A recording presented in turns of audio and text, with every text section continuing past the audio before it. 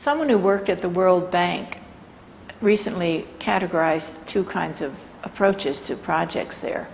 One was made by searchers, he said, and the other by planners. The searchers work from experience, and the planners work from an idea. And he said more of the projects of the planners failed than those of the searchers in his idea. And he gave an example of one of the projects that failed because the planners had been trying to teach agricultural techniques to people who, as he said, didn't think of themselves as farmers.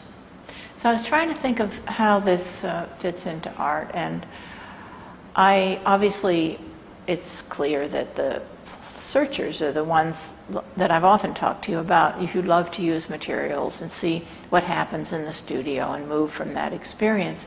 But then we have another group of artists like Saul LeWitt, who says that all the planning is done beforehand and the execution is a perfunctory affair. And John Cage, who worked very rigorously with chance operations in order to compose his work.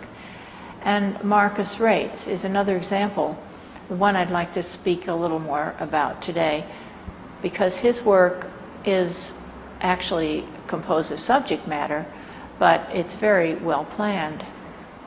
The piece I'm going to show you is called Flourish, and Raetz did it just a couple of weeks after the 9/11 attacks on the World Trade Center.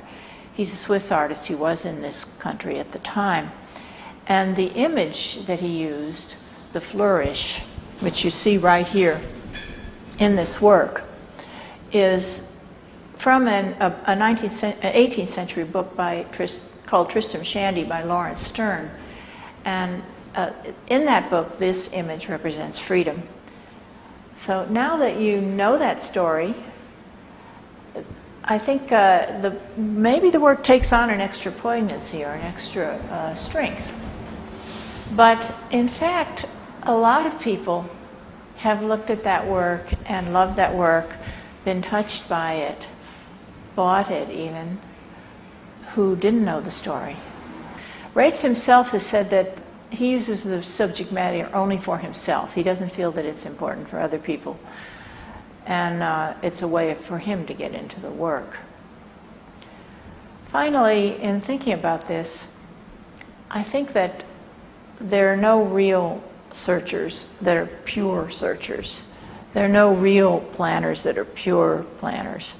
Everybody's a mixture, and some lean a little more to one side and some lean a little more to the other side. But what really counts is what Raetz did, which is execute it absolutely beautifully.